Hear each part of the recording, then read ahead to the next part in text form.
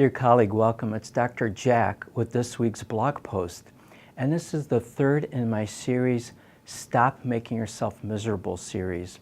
And today it's Method C, Stop Wasting Time. Now, let me make clear right from the get-go, I am not equating wasted time and leisure activities. In fact, wasting time is the enemy of leisure because it's wasted. So let me start at the beginning. We all have 24 hours in a day, and it falls into certain buckets. For instance, I spend a lot of time sleeping, a lot of time working. Then I spend relatively a lot of time on family and home chores and other activities. I have to drop off my kids somewhere, I'm grocery shopping or cooking, or spending quality time with my wife and kids. I spend time on exercise, on spiritual activities, on kind of life maintenance activities, right? And then also on leisure time. And in each of those buckets, I could spend my time productively, or I can waste my time. So wasted time is it's not its own bucket. It sort of occurs in every other bucket. So this is my definition for wasted time, and it has two parts. Number one, wasted time is time that does not advance a personal goal, a family goal, or a career goal, or any other kind of goal. And number two, you feel the worse for having engaged in that activity. So if you feel like more amotivated, de-enervated, anxious, irritated, or just yucky, then that's a good sign that that was wasted time. Sometimes when I waste time, I feel like I have this feeling like I just gulped down a pint of ice cream. I just have that sickish feeling, and that's a really good sign for me. So let me give you some examples from my own life. So sleep. Can you waste time sleeping? Well, not actually sleeping, but kind of when you should be sleeping. So my sleep in general is pretty good. But in the last several years, I tend to wake up in the middle of the night, like 3 in the morning. And usually it's not a big deal. I'm awake for a couple minutes and I go right back to bed. But about maybe once a week, I wake up and I'm like wide awake, like I could just get up and go jogging. And I do something similar. I don't go jogging, but I have a rule now. If I'm not back asleep in about 5 or 10 minutes, I will just go downstairs and I'll start reading. Sometimes I even make myself a cup of hot chocolate. So rather than staying in bed and probably tossing and turning for about an hour, of getting frustrated and kind of worrying about how am I going to keep my energy level up for my busy day upcoming, I'll go downstairs and reading and having some hot chocolate, whatever, relaxes me. I'm kind of ready to go back upstairs. I start feeling drowsy and I fall back asleep. So I feel like I converted what was wasted time into time that's as best spent as it could be. Of course, another part of it is I do review my sleep hygiene because I want to make sure I'm not drinking too many caffeinated drinks or exercising too late in the day or getting dehydrated. Those are kind of my 3 triggers for being awake.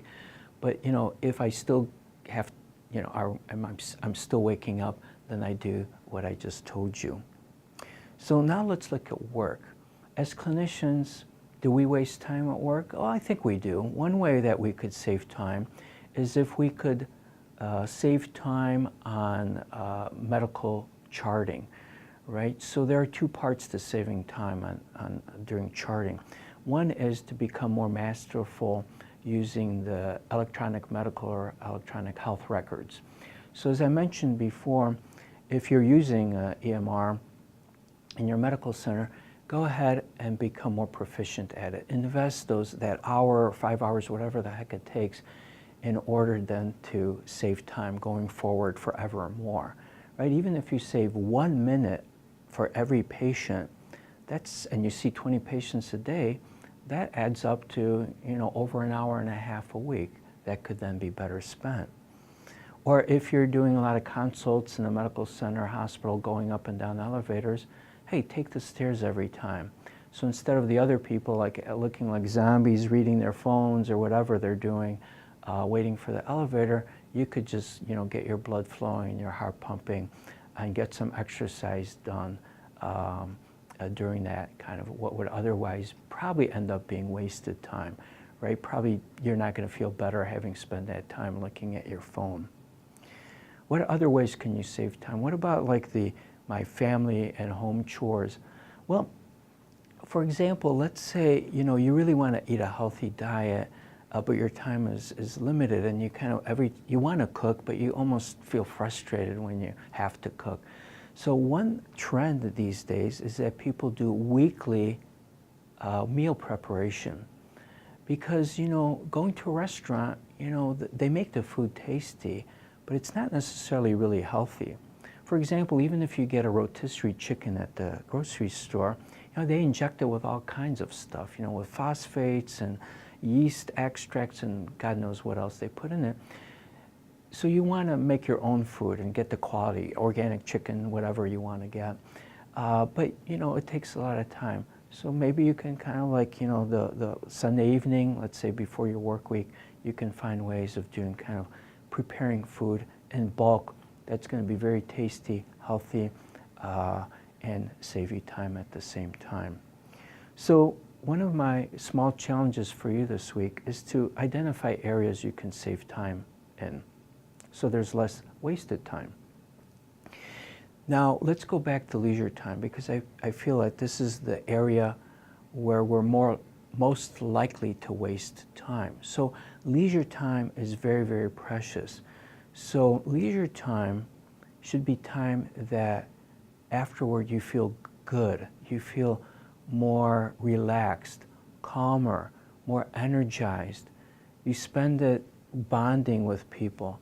You spend it mastering a skill, learning something new, whether you're reading fiction or nonfiction, but somehow you just feel like this was really, again, time well spent.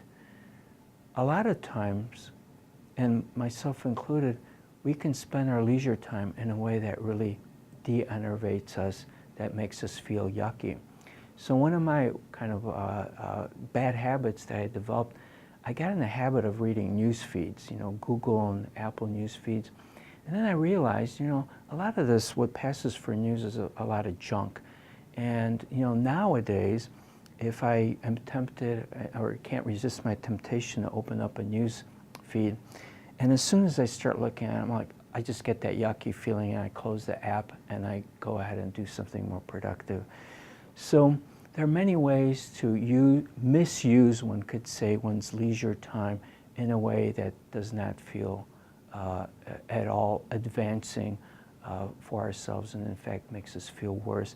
So review how you spend your leisure time. If you're binge watching some, you know, okay series, you know, how do you feel afterwards? If you feel great, well, then that was good. If you don't feel so great, do something different. So signing off, until next week, it's Dr. Jack. Take care of yourself. See you then. Thank you.